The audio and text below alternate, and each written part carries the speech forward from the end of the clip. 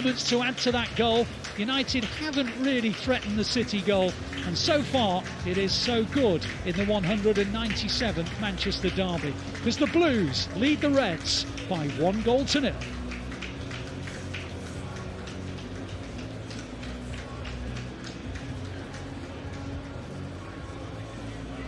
Well, let's go back to the studio and we can join Kel. Welcome back to Matchday Live, Manchester City fans around the world. It's Derby Day here at the Etihad Stadium. It's half-time and it's Manchester City 1, Manchester United 0. Alongside me in the studio, Shaun Wright-Phillips and Paul Dickov. A goal from one of our own, Phil Foden, makes the difference in that first half. That man on your screens there, Erling Haaland, was very close to getting us ahead in the first minute. Shaun, let's come to you straight away. What a half of football for Manchester City. A fantastic half of football. Just in case anybody's wondering why there was a spare seat there on the camera, we're waiting for the big man Txiki to get here. He's coming to join us soon. But yeah, it was a fantastic half of football. I thought we've managed the game well, even in times where there was transition periods. I thought we dealt with the solutions and fixed the problems. I think Donnarumma, it was offside, but he made, for me, a massive save, and that shows he gives in that little bit of confidence and the team belief in what they already know is a fantastic goalkeeper. But like we said, with Phil in that middle and that number 10 role, as soon as he gets the ball behind that back midfield area, he goes, and that's going to cause United all sorts of problems. We've all been sat here looking at the way United are trying to defend him. Euro goes out with him or Shaw goes out with him, which leaves a lot of spaces for Haaland or Tijani to run into as well. So I think that the tactics and the players are playing it very, very well. It's hard not to start with Phil Foden. We spoke about him being that spark. There'd obviously been a lot of noise about kind of where he was at, but if there was ever a way to silence the naysayers and say him back, it was with not just the goal, but the first half performance. He was running, chasing down the ball. There was a few little street-style flicks and passes. Such a fluidity to his play, Paul. He was the real difference out there, wasn't he? He's been outstanding, and he's been the big difference. You know, he's floating around the United back three, back five. They don't know whether to go on and pick him up. As Shaun said there, Delict sometimes, or Euro, they're going all the way in with Phil, which is leaving so much space in behind. If they don't go in with him, Phil can turn around and he's got acres to go and create. But it looks as if he's never been away. You know, he's playing with a lot of confidence, he's playing with a lot of freedom, and he looks back to his best, which is fantastic for us. Shaun, not quite on your side of the pitch, but on the other side, Jeremy Doku, another standout performance for me, got the assist for Phil, but has been a constant threat and is unlucky not maybe to have a second assist to his name. Yeah, he is. He's causing a lot of problems in terms of the team are working the ball well enough to kind of get him that one-on-one position a lot, and he's trying to take as much advantage of it. But like you said, his goal comes in many ways from the opposite side from what he was on, and his little hip shimmy that he does gets him through, sends basically Luke Shaw to the shop, and he just kind of runs in a straight line, and he gets a little bit lucky because the first one's blocked, but then he picks out the right one after, and for me it's a brilliant header from Phil because it's quite far out. He jumps up behind the Man United man, and he manages to direct it and get enough power in that header to put in the back of the net. There's not been too many clear-cut chances I can think of from Manchester United, but one player I think has been there sweeping up very neatly. Diaz obviously class, but Kusanov. He's been great. I feel has been a real standout for me as well, Paul. A throwback sometimes to the 70s and 80s, the way he just goes and smashes people sometimes, you know. He has got to calm down a little bit, but you can tell that the fans love him, and he's so quick and he's such a good defender. He's been outstanding, as I think they all have today. Yeah. You know, they've all been really, really good. Just got to be a little bit careful, silly free kicks given away at the end. But then again, Donnarumma's come out and, you know, he's punched one further than I could kick it. I count two, actually. I counted two that he came out and punched. So he's real presence in there, but just a little bit more now. Create more chances, get that second goal, and put a lot more pressure on United goalkeeper. You know, he's really struggled when the balls went back to him. A couple of times Erling's just about got there. One of the times I thought he could have went a little bit and nicked it off him, and just keep putting pressure on him because he's so uncomfortable with the ball at his feet that he's going to give his chances. And I mean, we set that intention from the first whistle. The press, I mean, after 20 seconds, quite unlucky not to come out with a goal, but is it about sustaining that into the second half then? Because it does feel if we can keep at them, not only is the mistakes in this United team and United keeper, but also there are chances to carve out, Shaun. There will definitely be chances to carve out. I think we just got to play a game, and I think that's the way they started. They started they're saying we're going to play this way and this is how they're going to stay. And I think they've done that very, very well. Let's welcome the man himself. Txiki, you okay? I'm good, thank you. All the better for seeing you. Nice to see you, man. Pleasure to meet you, Txiki. Right in the middle here, yes. Txiki joins us in the studio.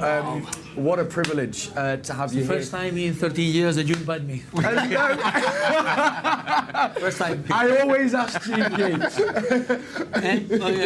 waiting for us. I had to quit. That's terrible. Don't blame me. I always ask for you, Txiki. I had to quit and they invite me. Txiki, we've been saying for years to get you here, but the guy said They no, don't listen. not yet. No.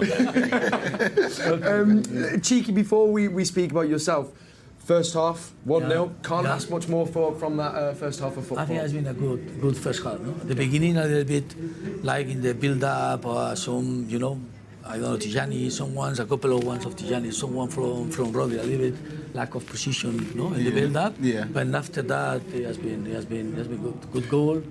And the spark we were speaking about here in the studio, Phil Foden, and I mean, he really feels, back to in that form of when he won Player of the Season there in the first 45 minutes. Yeah, in that league, when we did the 4 in a row, that he scored 27 goals. So it was so important, and he's so important, and in that position of getting into the box, scoring goals, he scored 27 goals.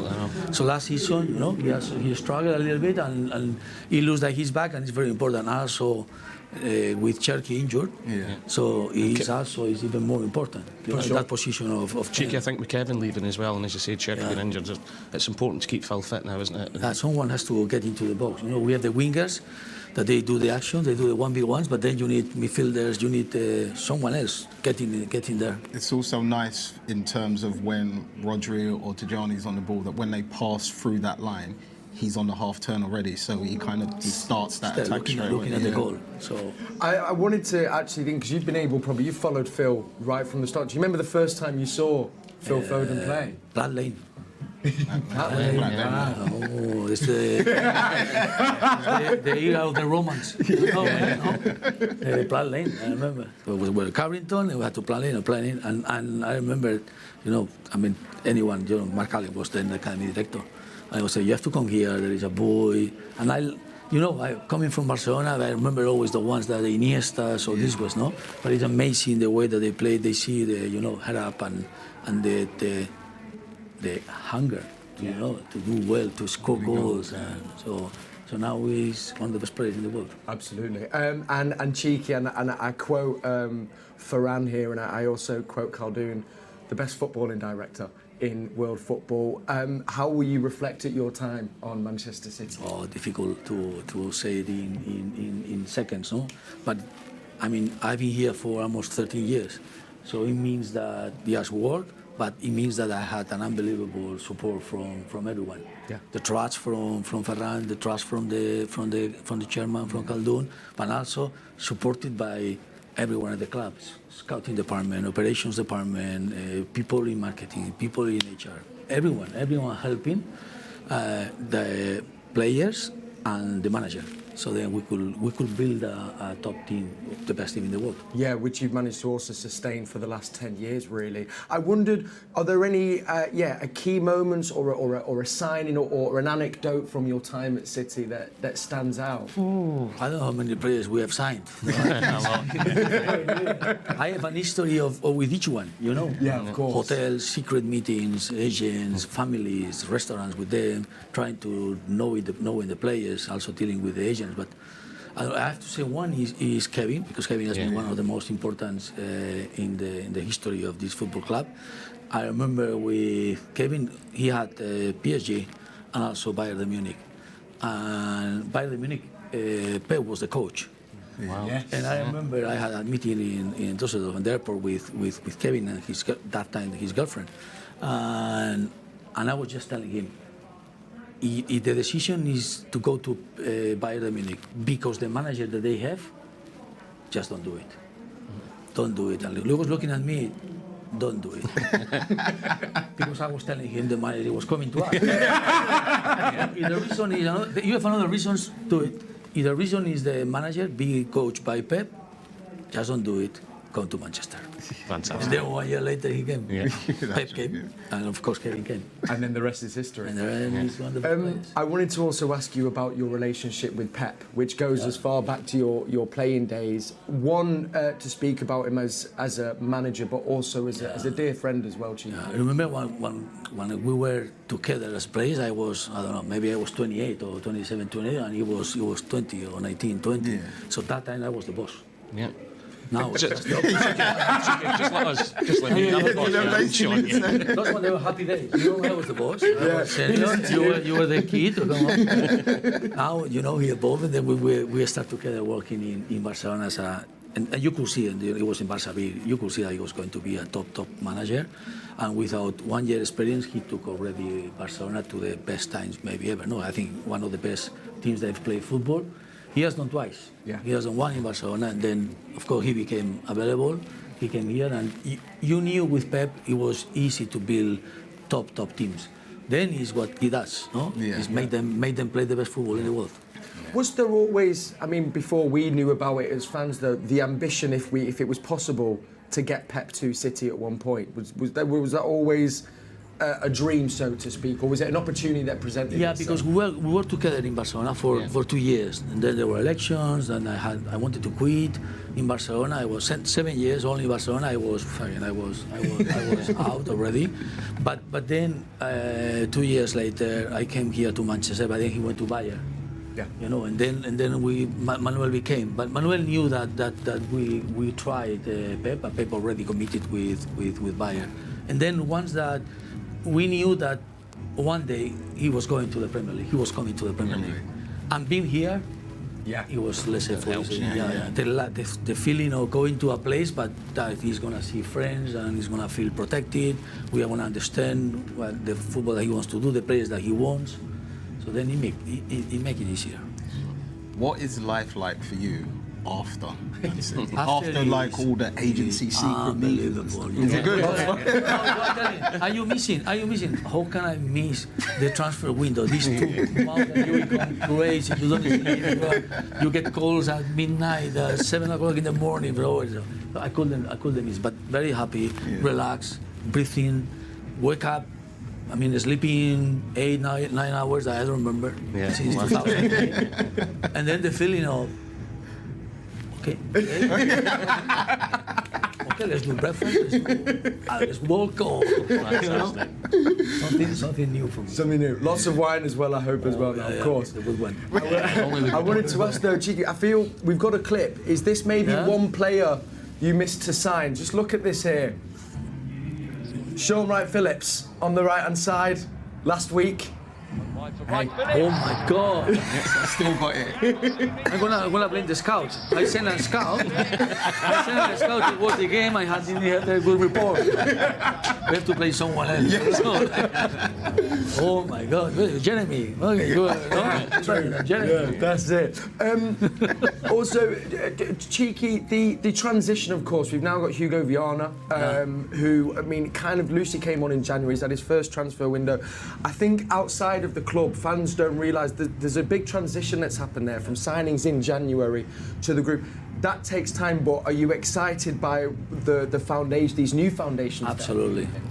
I mean, first he was involved on the winter signings, and also then the last 3 months we spent together here in Manchester, and we have done together. Now, of course, the last month he was on him, and you could see ready. He's ready to do it.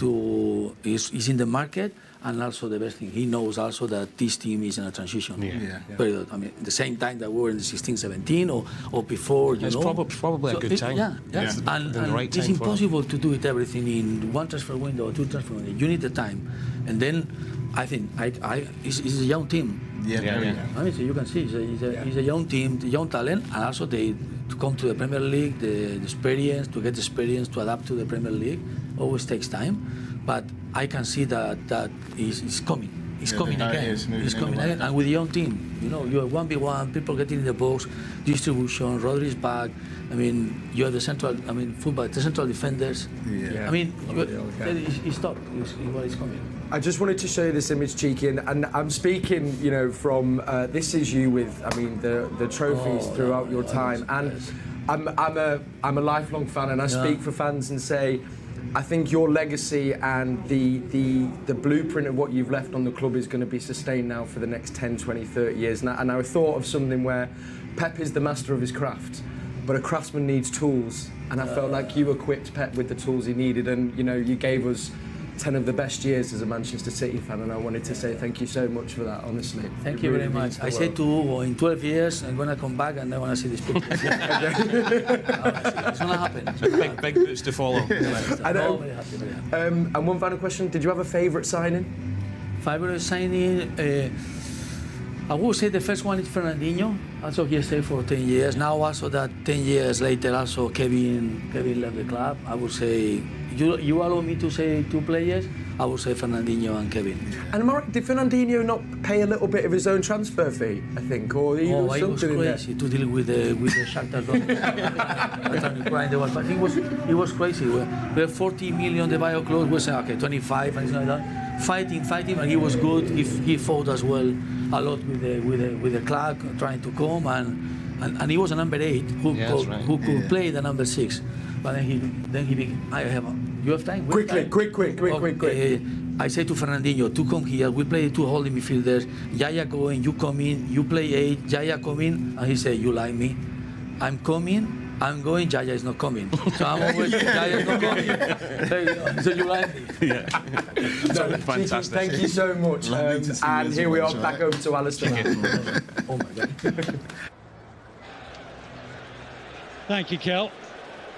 Fantastic to hear from Txiki Begiristain.